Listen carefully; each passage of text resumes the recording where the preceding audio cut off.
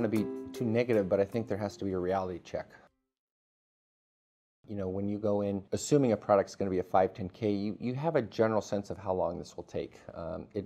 It will be somewhere between probably 90 days and 180 days, depending on how long the agency does this.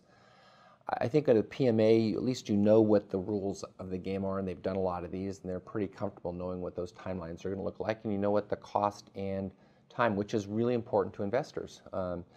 I think the challenge with the de novo process, and I do hope the agency can get their arms around this, is there's a lot of uncertainty to it. Absolutely. And until they are able to sort of put timelines in place, I think investors, when they're looking at companies, trying to figure out whether this is a worthwhile investment and valuing that, there's just going to be a lot of uncertainty. And as soon as you have uncertainty, investors don't like to invest that way.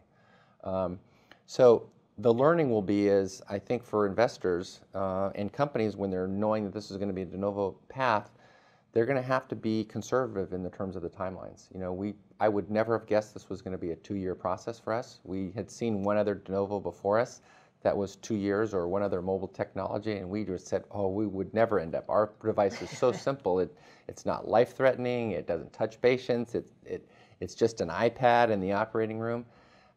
If I had ever imagined it, you know, beforehand that it would have been that long, it would have been hard-pressed to, you know, get investors to buy into it. Now, once you're in the process, you have to keep going, and we did get through it, and that's all good, and we're hoping that that will create some barriers to entry for future competitors. I think that's one of the values. I'm not sure how much de novos will create barriers to entry.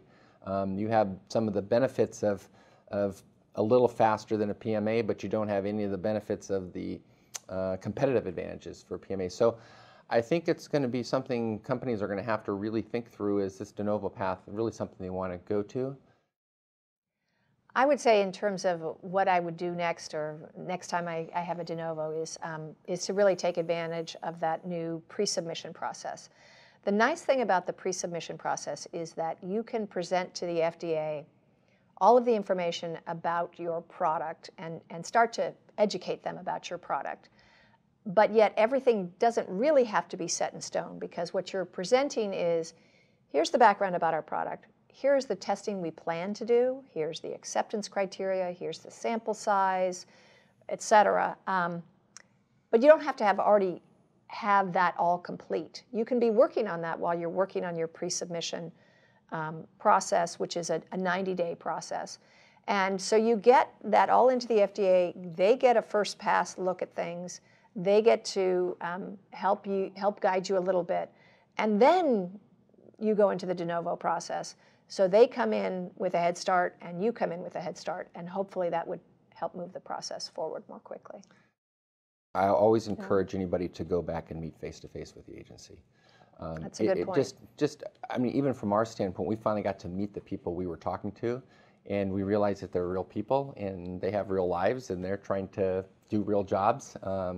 You know, they work very hard, the agency. I think we were very fortunate during our period. We had 3, although we had to change reviewers, which is never, consistency is very helpful. We had 3 very good reviewers. And, yes, very and to responsive. be able to establish that relationship, and Peggy, who's very good with communications, you know, that part worked really well for us. And I think also we learned in our process, I think this is the number one thing, and I had talked to a couple of higher up people in the agency, and their answer is, look, when you're having difficulty, raise awareness. Don't just accept whatever's happening at sort of the review team level.